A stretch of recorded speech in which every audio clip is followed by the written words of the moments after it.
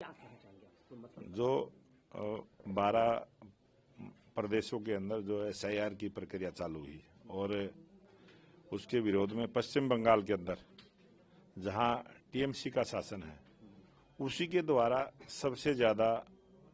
अत्याचार वहां BLOs के ऊपर, अधिकारियों के ऊपर, जो SIR की प्रक्रिया में अधिकारी लगे हैं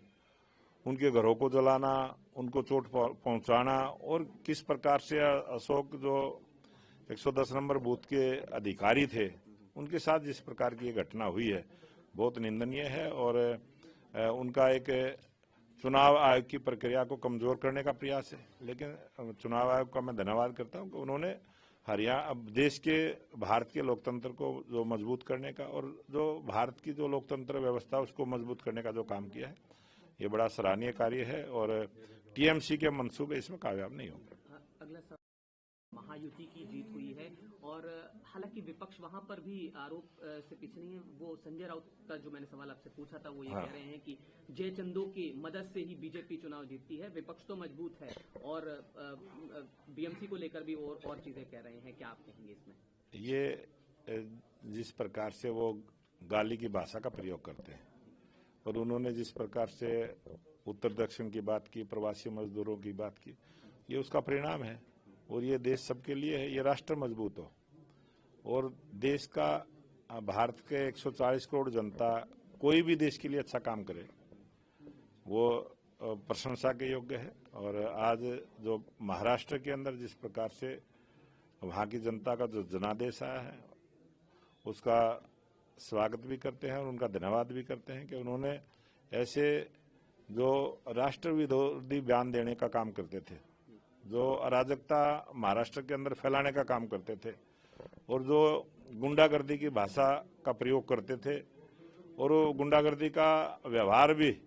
का प्रदर्शन भी करते थे, आज उन सबको सबक सिखाने का काम वहां की जनता ने किया। एक आखिरी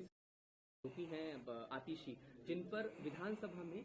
गुरु साहब की बेअदबी का आरोप लगा। हालांकि इस पर पंजाब में एक FIR जरूर दिल्ली के मिनिस्टर पर ही दर्ज कर दी गई। अब इस पूरे मामले में आरोप प्रत्यारोप की राजनीति चल रही है, लेकिन जो विधानसभा के अध्यक्ष विजेंद्र गुप्ता उन्होंने कहा है कि जिस FSL रिपोर्ट पर वो मुकदमा दर्ज किया गया था पंजाब में, वो उसकी यहाँ जांच कराई गई उस वीडियो की FSL में, तो वो वीडियो गलत नहीं साबित हुआ है। विधानसभा की प्रॉपर्टी का गलत इस्तेमाल और साथ साथ उन्होंने ये भी कहा कि आम आदमी पार्टी पंजाब में जो जांच एजेंसियां हैं, जो दूसरी एजेंसियां हैं, उनका गलत इस्तेमाल कर रही है। तो आपकी प्रतिक्रिया उस पर चाहिए। आम आदमी पार्टी की सरकार जो केजरीवाल के इशारे पर काम करती है और केजरीवाल का शासन दिल्ली की जनता ने भी देखा, जिसका सबक सिखाने का काम किया और पंजाब की जनता भी देख रही है। और ये इस प्रकार की जो कार्रवाई ये केजरीवाल के इशारे पर, और पंजाब में तो लोकतंत्र के चौथे स्तंभ प्रेस को भी नहीं बख्शा गया, वहां तो प्रेस पे भी हमला हुआ है, पुलिस का पहरा बैठा दिया गया है। और इस प्रकार की जो केजरीवाल के इशारे पर जो कार्रवाई है बहुत निंदनीय है और ये कभी भी